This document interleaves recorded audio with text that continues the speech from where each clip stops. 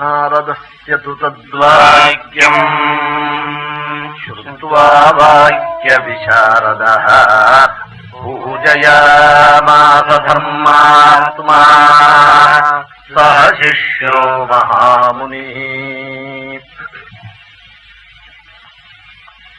வைகுண்டநாதனான பரமாத்மா கால்பந்து தர்மம் குறைஞ்ச திரேதாயுகத்திலே பதித பாவனமூர்த்தியாய் ஸ்ரீ ராமாவதாரம் பண்ணினாள்.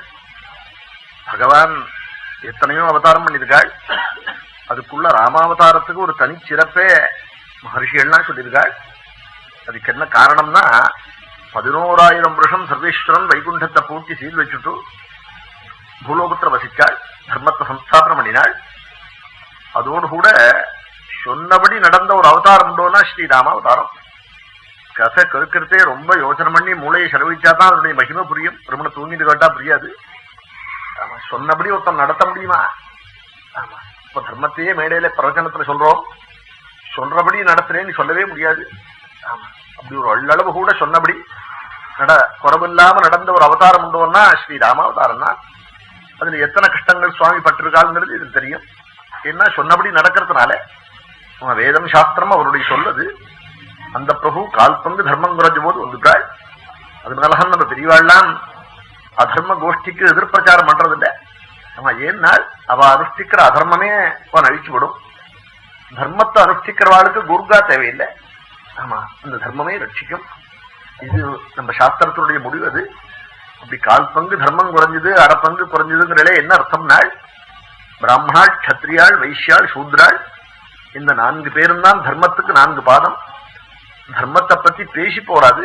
நம்ம தர்மம் தர்மம்னு பேசினா போருமோ, அனுஷ்டிக்கணும் தர்மத்தை. அதனாலதான் நம்ம மதத்துக்கு வரமாட்டேங்கிறான். நம்ம இங்க வந்தா அனுஷ்டானம் பண்ணணும். பாக்கி மதங்களுக்கு ஒன்னொன்னு பிரதானமா இருந்தா போறோம். நம்ம ஹிந்து மதத்துக்கு அனுஷ்டிக்கிற சாதுக்கள் தான் தேவை. நம்ம அனுஷ்டிக்காத நெல்லிக்காய் மூட்டைகள் தேவையில்லை. நம்ம இப்ப ஏதோ பயப்படுறாள் ஹிந்து மதம் போயிடுமோ, அந்நிய மதத்துல சேர்ந்துடுவாளோன்னு. அந்நிய மதத்துல சேரணுங்கிற எண்ணமுள்ள சம்சயாத்மாவே நம்ம மதத்துக்கு தேவையில்லை. நம்ம யாராவது ஒரு சாது அனுஷ்டிச்சான்னா போறோம். இதை பத்தி உபனிஷத்து போய் சொல்லியிருக்கு. ஆமா, அப்படி கால் பங்கு தர்மம் குறைஞ்சதே என்ன, 4வது வர்ணக்காரன் தர்மத்தை விட்டானான். திரேதாயுகத்துல கிருத்தயுகத்துல 4 பாதத்தோடு தர்மம் இருந்தது. ஆமா, 4 வர்ணக்காராலும் சௌக்கியமா இருந்தாள். பிராமணா, க்ஷத்ரியா, வைஷ்யா, சூத்ரா, லோபவிவர்ஜிதா, ஸ்வகர்மசு பிரவர்த்தந்தே, துஷ்டா ஸ்வைரேவ கர்மவி. நம்ம ஹிந்து மதத்துல அவன் வாஸ்தவத்தை பேசுற மதமானத்தால ஜாத்தினால உயர்வு தாழ்வே சொல்லல. நம்ம மதத்துல எல்லா ஜாத்தியும் உயர்வுதான். அந்தந்த ஜாதி தர்மத்தை அனுஷ்டிக்கணும். மிந்தி பிறப்புனாலே மதத்தினாலே ஜாத்தினாலே ஒரு துஷ்டி சந்தோஷம் இருந்தான் எல்லாருக்கும். அது போயிட்டு ஆமா, மிந்தி பார்பர் முதற்கொண்டு கிதாப்பா சொல்லுவான். ஆமா, நான் ஊர்ல இல்லே எஜமான் பண்ணிக்கலே 10 நாள் லேட்டு. இன்னும் தன் தொழில் தன் வேலையில ஒரு கிதாப்பு, ஒரு துஷ்டி சந்தோஷம். செருப்பு தைக்கிற சக்கிலியன் முதற்கொண்டு சொல்லுவான். ஆமா, நான் செருப்பு தைச்சு கொடுத்தாதான் எஜமான் போட்டுப்பான்னு சொல்லுவான். அப்படி அவன் தன் ஜாத்திய குறைவா நினைக்கிறதே இல்லை. இப்ப கலியில அந்த அக்கிலி பிக்கில தான் வந்திருக்கு. பிராமணனுக்கு பிராமணன் மாதிரி இருக்க இஷ்டம் இல்லை. இவனுக்கு வெள்ளக்காரன் மாதிரி கிராப்பும் ஹெட்டும் பூட்ஸும் சூட்டும் பீடியும் சிகரெட்டும் குடிக்கணும் இவனுக்கு தோன்றது. வெள்ளக்காரனுக்கு பிராமணன் மாதிரி இருக்குன்னு தோன்றது. ரத்னமயிர்வாளுக்கு தெரியும். ஸ்டால் ஒரு வெள்ளக்காரன் வந்து வடகுடியில தூங்கினான் 15 நாளைக்கு. அவனை பார்த்தா பிராமணன் மாதிரி இருந்துங்கிறா ரத்னமயிர்வாள் காலம்பரை சொல்ற போது. அவன் வந்து உங்க யஜ்ஞத்தை பத்தி தெரிஞ்சுக்கணும், எங்க யூனிவர்சிட்டியில வந்து பிராமணால் யாகம் பண்றதால ஜெகத்து முழுக்க நல்லா இருக்குன்னு நாங்க பாடம் சொல்லிட்டு இருக்கோம், இதை பிலிம் பிடிக்கணும் அப்படி இப்படின்னு ரொம்ப பரிசிரமப்பட்டான். வந்து இப்படி அவனவனுக்கு தன்னை பத்தி சொல்லிக்க ஒரு பயம் சங்கோச்சம் வந்திருக்கு. வைதிகால்னு தர்பை எடுத்துன்னு ரோட்ல போக பயப்படுறாள். அவன் இங்க சாப்பிட்டுட்டு சந்தனத்தை அழிச்சுட்டு பைக்குள்ள சொருகிக்கிண்டு ஒரு சட்டையை போட்டு அப்படி பஸ்ல போறாளே ஒழிய நம்ம சாட்சியல்னு கழித்து போட்டா நம்ம சாட்சியல்னு தெரிஞ்சுக்கணும். ராமன் கிருஷ்ணன் மொட்டையா கழித்து போடுறான். இந்த ஜாதி இன்னாரும் தெரிஞ்சுக்கப்படாதுங்கிற ஒரு பயம் வந்திருக்குப்போ. இந்த கம்பீரமா சொல்லிட்டு இருந்த தேசம் இது. அது தர்ம குறவுதான் அது காரணம். அப்பத்தான் சர்வேஸ்வரன் வைகுண்டத்தை விட்டு எதாயதாகி தர்மத்திய கிளானிகினாள். லைட்டு கொஞ்சம் மங்கிட்டுன்னா அந்த கொஞ்சம் மங்கின அடவழிக்கு இருட்டு வரதான். அப்பத்தான் சர்வேஸ்வரன் ராமாவதாரம் பண்ணி தர்ம சம்ஸ்தாபனம் பண்ணியிருக்காள். இந்த ராமச்சரித்திரத்தை பத்தி பேசாத புஸ்தகம் கிடையாது. ஆமா, காந்தத்திர ராமாயணம், பாரதத்திர ராமாயணம், பாகவதத்திர ராமாயணம் சொல்லியிருக்காள். இந்த சாஸ்திரியமா விதிவத்தா நவாக நடக்கிறது. இது ஒரு பெரிய மகாயஜ்யம். இது கோட்டி ஜன்ம சமுச்சேன புண்ணியனீவ சுரக்கத்தை நாள். ஒரு தலைமுறையில பண்ண புண்ணியத்தால நீ நவாகம் சப்தாகம் நடத்திட முடியாதுடா. நம்ம கோட்டி ஜென்மாவில பண்ண புண்ணியம் இருந்தா தான் அதுல ஒரு வேகம் வரும். நம்ம பொண்ணு கல்யாணத்துக்கு எப்படி பறக்கிறானோ அப்படி நவாகம் ஒரு வேகம் வரும். இன்னைக்கு இங்க ஆரம்பிச்சு நடந்துட்டே இருக்குது. நம்ம தஞ்சாவூர் ஆந்தாலாஜி கோபாலசாமி தாழ்க்குள்ள வந்திருக்காள் கட்டப்பா.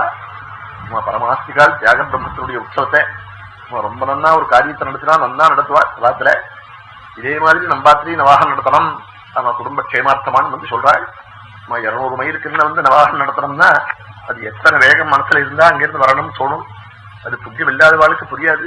3 மாசம் முன்னாடியே இந்த நவாகத்தை பத்தி எழுதிட்டாள் ரத்னம் இதுவாள். பணம் எத்தனையோ பேருக்கு இருக்கு, அதுக்கு செலவு கோட்டி மார்க்கு இருக்கு. நம்ம அதை எப்ப செலவழிக்கணும், எப்படி செலவழிக்கணும், என்னமா செலவழிக்கணும், இதுக்குதான் தெரியவாள் சாஸ்திரம். இதை தெரிந்து கொள்ளணும். அத்திற்குத்த நவாக விதியை பத்தி மாண்டூகர்ணின்னு ஒரு மகர்ஷி, அவருக்கு அகஸ்தியாச்சாரியால் சொல்லியிருக்காள். பார்வதிக்கு பரமேஸ்வரன் சொன்னால் இந்த நவாக விதியே உண்டு. இதுல என்னென்ன க்ஷேமம் கிடைக்கும் இந்த நவாகம் நடத்துற குடும்பத்திலே நாள் தர்ம காமனயாவாபி அர்த்த காமனயாபி வா மோட்ச காமோதவா ராம பிரீதி மாத்ராதிலாசதா அபஸ்மாராதி ரோகைஷ்ச துஷ்சிகித்சைः பிரபீடிதः நவக்ரஹாணாம் தௌஸ்த்யேன பீடிதோ வாபி சைகதா விஸ்லிஷ்ட பந்து சஞ்யோக காமுகோ வாசுதார்த்திகः ஸ்ரீமத் ராமாயணாख्यस्य இதிஹாசோத்தமஸ்ய ச நவாஹ ஸ்ரவணம் கிருத்வா சர்வம் சௌக்கியமவாப்னுயாத். சாட்சாத் பரமேஸ்வரனுக்கு சமானமான சிவபக்தாளான அகஸ்தியர் சொல்லியிருக்காள். இது நம்ம மதத்தினுடைய ஒத்துமையை பார்க்கணும். இப்போ விபூதி ருத்ராட்சம் போட்டுன்றதுக்காக அவன் ஒரு மதத்தை தன்னுடைய மதத்தை அவன் அனுஷ்டிக்கிறது கிரமம். அந்நிய மதத்துல அன்பு நம்ம இன்னொருகளுக்கெல்லாம் உண்டு. இது வைஷ்ணவமான கிரந்தம் ராமாயணம். இதுக்கு மகாத்யமே ஸ்காந்தத்திலாக சொல்லியிருக்கு, வீரசைவமான ஸ்காந்தத்துல. இந்த நவாகத்துக்கு சாஸ்திரம் அதார்த்தி எங்க இருக்குன்னா ஸ்காந்தத்திலாக இருக்கு ராமாயணத்துக்கு. அதுவும் பார்வதிக்கு பரமேஸ்வரன் சொல்லியிருக்காள் ராமாயண நவாக விதியை பத்தி. அத பரமேஸ்வரனுடைய உருவமான அகஸ்தியாச்சாரியால் மாண்டூகர்ணிங்கிற மகர்ஷிக்கு இந்த நவாக விதியை பத்தி சொல்லியிருக்காள். இந்த நவாகம் நடத்துற குடும்பத்துல நிறைய டேங்கல ஜலம் ரொம்பரா போல தர்மம் நிறைஞ்சிருக்குமா. 1,00,000 கிரந்தம் பாரத பிரீதி வியாசாச்சாரியால் தர்மம் தர்மம் அதுக்குதான் சொன்னேன். நீ சொத்து தோடி வச்சா பையன் நிஜமா ஆளுவன்னு சொல்ல முடியாது. லோகத்தை பார்க்கறதுக்கு சாஸ்திரமும் லோகமும் ஒண்ணுதான். அப்பா நிறைய பணம் தேடி வச்சா பையன் சௌக்கியமா இருந்ததுன்னு சொல்ல முடியுமா? அவன் ஒரு நாளும் முடியாது. அவன் அந்த தர்மம் கலந்து இருந்தா தான் அவன் சௌக்கியமா இருக்க முடியும். அதனால தர்மம் வேணும்னா ராமாயண அவாகத்தை நடத்துனாள்.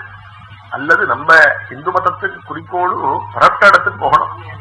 வீடுன்னு குடியிருக்கிற வீட்டுக்கும் மோட்சத்துக்கும் பெயர். ஏன்னா விவகார தசையில ஒருத்தன் சௌக்கியமா இருக்கணும்னா வீடு இருந்தா தான் சௌக்கியமா இருக்க முடியும். இதே மெட்ராஸ்ல எத்தனை ஏழைபாழிகள் ரூம்ல குடியிருந்து கஷ்டப்படுறாள். உடனே காலி பண்ணுங்கிறான், பொட்டி சட்டி தூக்கின்னு பரப்படுறது இன்னொரு வீட்டுக்கு பார்த்துட்டு இருக்கோம். வீடுன்னா ஐகிகமான தாபத்திரயங்கள் இல்லாம வசதியா இருக்கிறதுக்கு இந்த லோகத்துக்கு வீடு. பரலோகத்துல கஷ்டம் இல்லாமல் ஒருத்தர் இருக்கணும்னா அதான் மோட்ச வீடுங்கிறது. ஆமா, அதுவும் கிடைக்கும் ராமாயணத்தாலே. நாள் அது மாத்திரமல்ல, நம்ம டாக்டர்கள் கைவிட்ட கேசா உள்ள ரோகங்கள் டாக்டர்களுக்கே புரியாது சில வியாதி